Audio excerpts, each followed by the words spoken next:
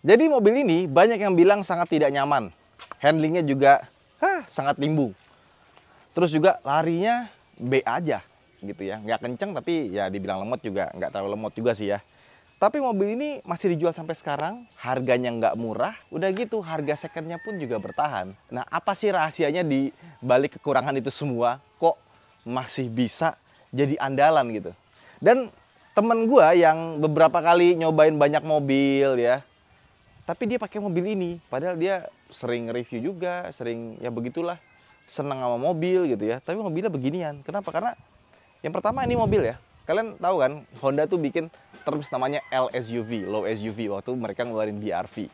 Tapi sebenarnya itu mobil biasa yang dibikin tinggi aja.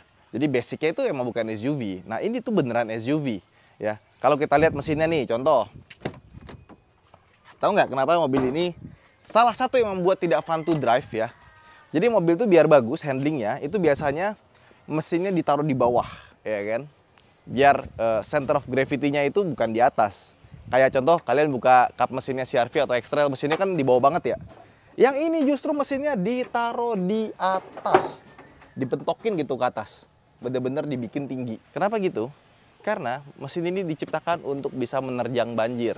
Jadi R&D-nya itu beneran di Indonesia ya. Lihat tuh, intake-nya ada di bagian paling atas dari mobil ini dan kap mesinnya juga tinggi. Bukan kap mesinnya pendek ditaruh di atas tuh enggak. Kayak Honda Jazz kan sebenarnya sama tuh. Dia pendek tapi intake-nya taruh di atas. Tapi ini enggak, ini beneran kap mesinnya tinggi, ditaruh di atas, even blok mesinnya pun juga dinaikin ke atas. Enggak dibikin rendah ke bawah. Udah gitu, posisi ECU-nya ya. Enggak ada tuh. Lihat kan enggak ada ECU. Kayak kotak begitu, karena silver gitu biasanya kan ada. Kalau beberapa mobil tuh taruh belakang aki gitu ya biar gampang. Dia ditaruh di balik airbag depan. Jadi kalau mau bongkar ECU-nya itu mesti bongkar airbag-nya dulu, dashboard depan baru bisa diambil. Tujuannya apa? Biar gak gampang kena banjir. Ngerti kan? Cocok banget sama Indonesia. Kemarin Bekasi, Jawa Barat, Jakarta banjirnya luar biasa. Nah mobil ini tuh nggak cuma tahan terhadap banjir dibanding mobil lainnya, tapi dia juga kalau kena banjir pun perbaikannya nggak mahal. Serius ya. Oke, lanjut. Terus seperti biasa, ground clearance tinggi. Tuh, lihat ya, tinggi ya. Jadi ini logo Toyota di sini. Tuh. Emang kalau misalkan dicek itu sekitar 200-an ya, tapi secara rancang bawaan emang dia dibuat tinggi dari sananya. Udah gitu, bannya pun juga ban tebel ya.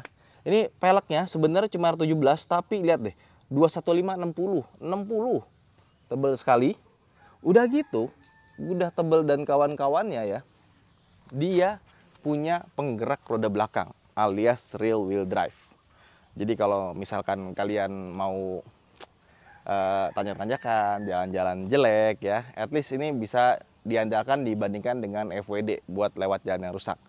Tapi sayangnya ya, mobil ini cuma RWD doang. Padahal ya kita tahu mobil ini nggak nyaman, ya kan? Larinya B aja. Terus juga handlingnya begitu. Ya kan, seandainya dia ada varian yang 4 wheel drive ya, kayak Jimny contohnya gitu kan. Jimny juga kenyamanan ya dibanding mobil 400-500 juta lainnya juga ya paling nggak nyaman mungkin untuk harga segitu ya. Handlingnya juga sama, tapi kan karena dia off-roader sejati gitu loh, capability-nya tuh bukan buat di jalan biasa. Nah itu jadi termaafkan gitu, handling yang jeleknya, terus juga suspensi yang ini. Nah ini karena dia cuma RWD doang, jadi nggak termaafkan gitu. Gua rasa ya kalau mobil ini harganya dimahalin 20 juta tapi dapat 4 wheel drive ya, itu tuh jadi obat gitu loh. Terutama buat orang-orang yang di luar kota butuh mobil yang perawatan murah, gampang tapi 4 wheel drive karena jalan jelek ya kan. Orang-orang gunung, nah ini harus bisa jadi solusi. Tapi sayang dia cuma RWD doang. Tapi nggak apa daripada di FWD. Makanya gua berharap next ke depan ya kalau mobil ini keluar model barunya, jangan dibikin FWD. Tetap pakai RWD aja. Karena kalau dibikin jadi FWD, apa bedanya sama BR-V? Apa bedanya sama Stargazer X? Apa bedanya sama XL7? Lantas juga apa bedanya sama Expander Cross? MPV biasa, ditinggiin, dikasih body cladding ala SUV. Tapi sebenarnya dia MPV, bukan SUV. Nah kalau ini beneran SUV. Oke, ya tadi kita ngomongin soal kenapa mobil ini kok harganya masih bisa bagus, tinggi segala macam. Karena ini ya cocok buat orang-orang yang tinggal di gunung dan tempat banjir. Dan eksteriornya, sebenarnya mobil ini eksteriornya gue suka ya, dibandingkan dengan model yang lama ya. Dan depannya, sampingnya, belakangnya itu oke banget gitu, nggak jelek. Dan belakangnya kadang-kadang kita suka salah sama Innova Zenix dari belakang. Wah, ada Zenix sih, ternyata pas dilihat, Toyota Rush. Tapi kelihatan ya, dia nggak terlalu lebar. Sama yang beda sama Rush yang versi sebelumnya, dia nggak ada ban serep di bagian belakang. Ini ditambahin towing, nggak tahu mungkin buat narik apa, tapi kuat nih. Tuh. Serem kalau nabrak bagian belakangnya, mobil belakang pasti udah jelas nih kalau sedan bisa kena tuh kondensor, radiator jebol. Dan ini juga varian yang TRD Sportivo, tapi varian TRD Sportivo ini itu lebih dari sekedar body-bodyan karena fitur-fiturnya pun juga berubah. Beda sama Modelista ya. Kalau Modelista kan cuma nambah dikit aja. Yang ini itu jadi trim. Dan sekarang jadi GR. Kemudian bagasinya B aja, nggak terlalu besar. Dan biasanya kalau yang basisnya monokok beneran, ini kan unibody ya, campuran monokok sama leather frame. Dia tuh nggak ada bawahnya lagi. Biasanya kan bawahnya suka ada storage ya. Ini nggak bisa. Jadi ya bagasinya cuma segini aja. Terus kalau kita mau ngelipat belakang, dia juga lipatannya masih model jadul. Jadi dia sebenarnya bisa ngelipat rata lantai juga, cuma ngelipatnya itu ke depan. Kayak Kijang LGX. Nah, terus disangkutin deh. Jarang kan nemu yang kayak gini kan? Sama dia tuh, di belakangnya ada speaker lagi, sama ada colokan. Jadi kalau mobil lain tuh biasanya 6 speaker ya. 4 mid bass, 2 tweeter. Dia itu mid bassnya ada 6. Jadi sampai ke belakang ini masih ada speakernya. Tapi suaranya ya nggak membantu juga sih. Biasa aja, cuma yang bagian belakang ini lebih dapat suara lah dibandingkan dengan yang depan-depannya. Udah. Dan ketika dilipat pun juga kapasitasnya nggak gede-gede amat. Cuma segini-segini aja. Gitu. Nah, naikin lagi. Nah, masuk ke dalamnya karena dia adalah LSUV ya. Jadi bukan MPV. Jadi bisa kelihatan ya, kalian pernah naik ke Fortuner atau Pajero Sport, kan dari luar gede ya. Tapi kok dari dalam nggak gede-gede amat. Karena yang pertama, SUV beneran, itu dia floornya itu nggak terlalu rendah. Dia tuh agak sedikit naik. Dan di mobil ini pun juga sama. Tuh, rasa duduknya kayak kita duduk di Fortuner. Kakinya tuh nggak bisa terlalu turun ke bawah. Padahal dia udah punya ground clearance yang menurut gua, yang MPV lain tuh cuma ditinggin doang tuh tetap dapat floor yang rendah. Ini nggak, floornya masih tinggi. Terus kita bisa maju mundurin ya. Ini yang paling maju, masih ada space ya. Tapi ini juga slidingnya lumayan panjang. Jadi kalau kalian mau ada orang di belakang, itu wajib banget dia harus dimajuin. Kalau nggak, sempit sekali. Nah, terus juga di sini ada cup holder, tapi ininya goyang sekali ya. Nggak terasa mahal. AC double blower. Ini udah pakai sarung jok by the way. Sama dia punya cup holder di bagian atas sini, sama di bagian bawah. Nah, power window dia belum all auto. Dan door trimnya dia itu ada jahit-jahitan, tapi ini palsu. Jadi ini semua masih plastik full. Tapi bagian sampingnya sini masih ada bahan kain sama ada kayak kulit sintetis, tapi kulit sintetisnya kayak nggak mahal ya. Oke, nah kemudian untuk di baris belakangnya, ini udah paling mentok ke depan. Baru kita dapat space yang lumayan, ya tetap masih agak sedikit mentok. Terus kalau kita nyender kepala kita mentok pastinya. Jadi kalau kita di belakang, ya begini. Kalau mau duduk yang pas biar kepala kita nggak mentok. Karena kalau nyender udah pasti kena. Di sebelah kiri kita dapat cup holder sama ruang penyimpanan, ya, colokan 12 volt. Seat belt semua lengkap, termasuk yang buat baris tengah, dia dapat seat belt di bagian atas ini. 3 pointed juga, jadi bukan 2 pointed ya. Nah, ini kalau misalnya kita mau rapihin, masukin sini satu. Oke, kalau mau dibikin rapi harus seperti ini dia. Nah, gimana kalau misalkan kita paling mundurin? Tentu saja belakangnya akan mentok. Tapi ya, ini kursi lumayan lebar ya. Jadi kalau misalnya kita mau bertiga di sini pun kayaknya bisa kalau dipaksa. Ya, kita lipat lagi. Oke, sekarang kita masuk ke dalam interior Toyota Rush ya. Sebenarnya ini mobil dari luar kan menurut gue oke lah, desainnya bagus, kelihatan mahal gitu. Tapi pas masuk ke dalam, sayangnya nggak tercermin di sini. Kayak misalkan nih, ya kan kita lihat plastik-plastiknya ya, semuanya itu keras. Tapi ya Avanza segala macem di kelas ini juga begitu sih. Nah, tapi di sini kita dapat empuk-empuk ya di bagian sini sama di sini. Jadi rasa mahalnya tuh ada sedikit aja. Dan tombol-tombol dan kawan-kawan yang kayak tombol setirnya ini rasanya nggak terasa mahal. Tapi untungnya ya, meskipun dia tampilannya kurang, pas kita nyalain lampu, dia tuh tetap nyala pas di malam hari. Kulitnya, dia pakai kulit di sini. Ini kulitnya tuh sama kayak Fortuner. sama kayak Avanza yang pakai kulit Veloz gitu ya, dia gampang copot. Terutama buat yang suka pakai hand sanitizer, terus pegang setir, nah itu gampang copot. Makanya ini juga dikasih ginian. Jadi kalau mobil Rush itu setirnya itu kilometer 20.000 udah di retrim, itu bukan karena dimundurin, enggak, tapi karena emang yang pakainya aja gitu. Dia bahan microfibernya tuh nggak terlalu bagus dipakai di setirnya. Jadi kalau menurut gue sih sebaiknya ganti yang bahan yang lebih bagus aja kalau mau lebih enak dan rasanya lebih mahal. Dan kursi tempat duduknya ini dia tuh tinggi. Jadi pas kita pakai pun ya, kita lihat kanan kiri itu tuh kayaknya di bawah kita semua gitu. Kita ngeliat hood aja atau segala macam. Tapi meskipun udah tinggi, kita masih bisa tinggiin lagi. Jadi masih bisa diatur kalau kalian rasa kurang tinggi. Jadi cocok buat ibu-ibu yang ngerasa kurang pede kalau naik mobil pendek. Nah, naik mobil ini mungkin jadi solusi. Dan posisi duduknya menurut gua B aja ya. Nggak bisa diatur teleskopik ya, cuma tilt steeringnya aja. Kursinya juga kayak rendah gitu ya. Jadi punggung kita tuh nggak tertopang sempurna. Ini kita duduk yang bener nih ya. Kan kalau duduk yang bener tuh pantat kita mundur sampai mentok ke belakang. Tapi tuh lihat tuh. Ini kursinya kecil. Ya kan, harusnya kursi dibikin lebih tinggi lagi gitu biar bisa nopang badan dengan sempurna. Jadi kalau untuk ergonomi ya kan, setir dan kawan-kawan, ya emang untuk segi berkendara ini mobil emang lemah banget lah. Jadi handling kayak kaki, suspensi itu sesuatu yang mungkin di kelasnya ya paling jelek gitu, tapi ya udahlah, SUV gitu kan. Dan head unitnya dia udah lumayan agak canggih ya, ada bluetoothnya, ada kamera mundurnya, dimana kualitas gambarnya ya seperti itu. Tapi yang baru, yang GR, dia lebih nongol dan ada Android Auto sama Apple CarPlay-nya. Speedometernya ini terasa murah ya. Grafisnya B aja, layar tengahnya juga begitu aja. Jadi nggak ada rasa mahal di grafis speedometer sama sekali. Jadi nggak ada salahnya kalau di upgrade. Terus dia punya push start stop engine button. Untungnya dia ada electronic stability control. Dan yang gua syukuri mobil ini meskipun dengan segala kekurangannya, dia punya airbag ada 6. Airbagnya nggak cuma depan doang 2 biji, ada di pilar sama ada di kursi. Jadi mobil ini ya, meskipun banyak kekurangan yang tadi gue sebut, tapi untuk masalah safety ya, di crash test NCAP pun juga hasilnya nggak jelek amat kok. Dia masih lumayan bagus, ditambah dia punya airbag ada 6. ADAS tentu saja dia nggak ada, meskipun harga barunya seperti mobil yang punya ADAS. AC sudah digital, ada autonya ya. Kita bisa atur temperatur di bagian sini, ada colokan 12 volt di bagian bawah. Tuas transmisinya ini sama persis kayak Avanza yang sebelum FWD. Rem tangan masih manual ya. Udah, itu aja, nggak ada yang banyak bisa diomongin. Spion sudah elektrik, retract dan sudah elektrik juga.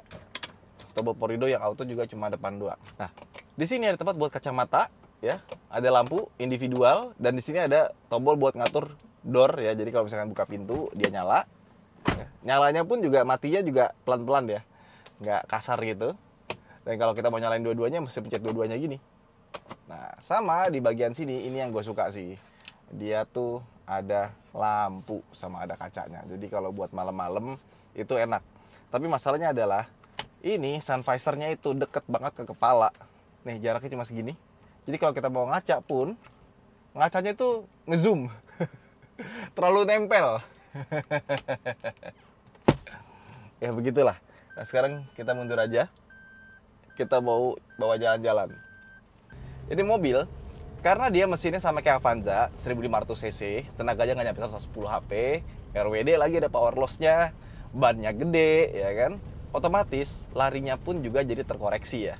Jadi kalau kita gas di putaran bawah ini, dia agak lumayan lari itu lumayan. Jadi pas kita pelan, kita gas, dia lumayan laju lah. Tapi pas kita injak lebih dalam lagi, tak laju sama sekali. Ya, lemot sekali. Jadi tenaganya memang kurang.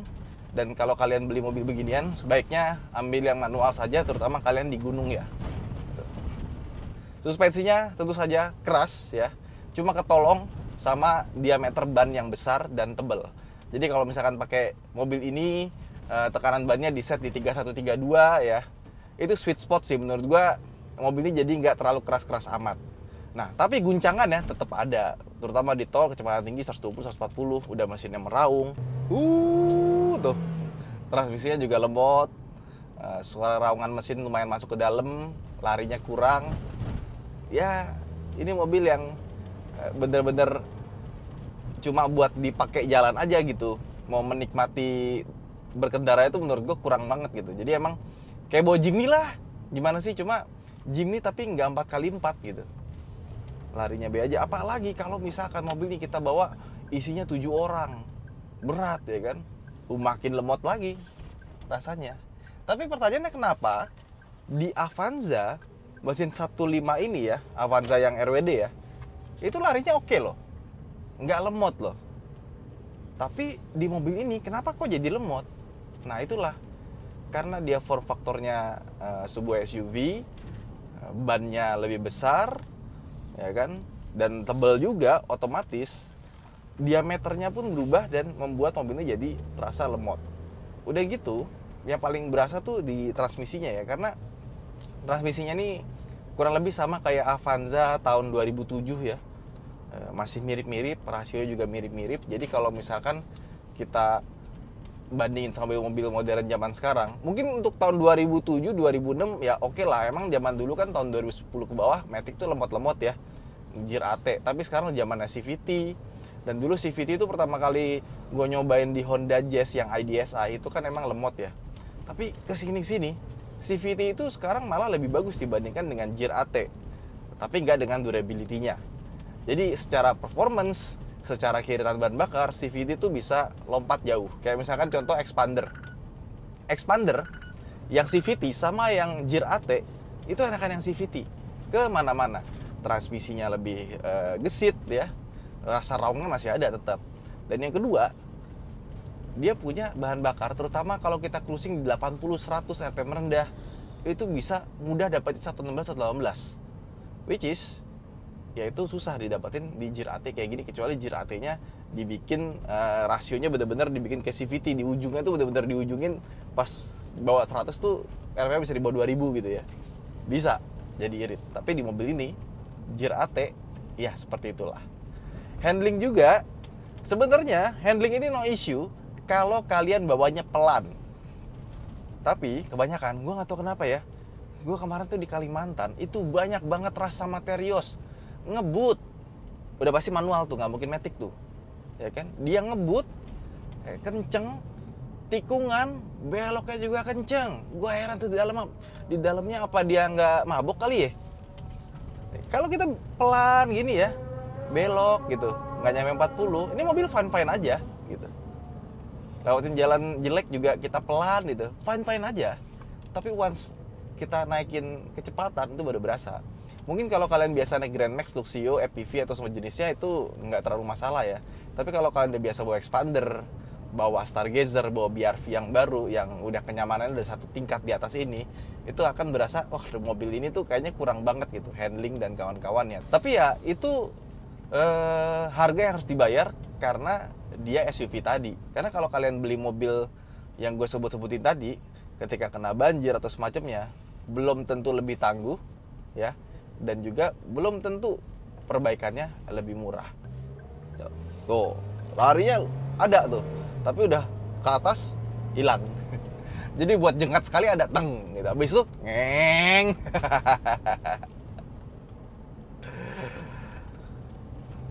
Iya, jadi ibaratnya kalian beli Avanza atau Veloz lama yang masih RWD gitu ya. Nah, tapi ini versi yang SUV-nya. Nggak cuma lebih tinggi, tapi emang didesain ya lebih proper buat off-road-off-roadan. Seandainya dia ada 4x4-nya, maka dosa-dosa yang gue sebutin tadi, handling, suspensi, dan kawan-kawannya, itu termaafkan sih. Karena 1500 cc, 4x4, udah tinggi pula mobilnya. Ya dengan harga semurah itu apalagi, karena semurah-murahnya Jimny harganya 400 juta, kecil lagi, ini gede. Coba kebayang ya, kalau misalkan versi 4x4 yang keluar gitu ya, terus bannya bisa dibikin lebih gede lagi, itu lemotnya apa kabar tuh. Sama mobil ini juga, konsumsi bahan bakarnya itu dulu irit ya, seriusan. Avanza ya, itu tuh dulu irit ya menurut gua ya, Avanza yang pakai gardan belakang ya, pakai RWD ya. Tapi karena mobil-mobil baru itu sekarang lebih irit, yang FWD ya, terus pakai CVT, ini tuh jadi terasa boros. Mungkin nggak bisa kita bilang boros, sedang-sedang aja lah ya bensinnya ya. Kayak dulu Kijang LGX ya. Kijang LGX itu dulu yang EV. Itu perasaan gue tuh ya, zaman gue kecil SMP gitu naik mobil gituan, SMA. Kayaknya tuh mobil konsumsi bahan bakarnya biasa aja. Tapi setelah kita naik Avanza, ini mobil jadi irit banget. Langsung Kijang LGX itu terasa boros banget. Terus Avanza yang RWD, setelah ada Avanza yang FWD, ada mobil-mobil yang lain FWD gitu ya, Avanza tuh jadi terasa boros loh. Begitu pula dengan mobil ini. Mobil itu jadi terasa boros karena mobil-mobil yang baru dan modern itu jauh lebih irit. Tapi menurut gue jangan dijadiin CVT juga gitu. Biarin aja jadi RWD gitu ya. Karena nggak ada pilihan lain. Ada pilihannya Convero gitu ya. Tapi Convero masih MPV bukan SUV. Iya. Dan Convero itu lebih lemot lagi dibandingkan dengan Toyota Rush. Dan nggak ada varian Matic-nya. Matic-nya itu dia tetap masih harus oper gigi ya. Apa sih namanya si Convero tuh Matic-nya?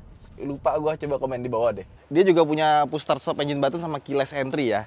Yes. Jadi sebenarnya Toyota Rush ini meskipun dibandingkan dengan competition ya, dia udah out of date. Udah berasa kayak kuno banget. Tapi untuk beberapa orang, nggak semua orang itu suka dengan mobil.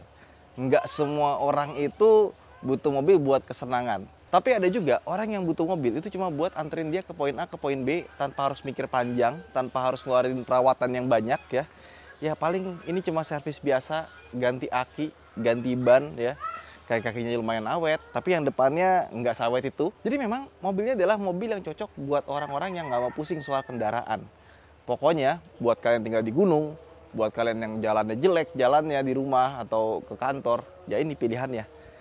Itu aja mungkin vlog kita kali ini. Jangan lupa untuk like dan subscribe. Saya Hanif. Buat teman-teman yang punya Toyota Rush, coba komen di bawah seperti apa merawatnya dan bagaimana pengalaman dengan Toyota Rush ini ya. Sama buat teman-teman yang tertarik dengan mobil ini bisa langsung ke garasi gubernur aja. Langsung cek nomor telepon di bawah. Saya Hanif. Sampai jumpa di vlog berikutnya. Bye bye.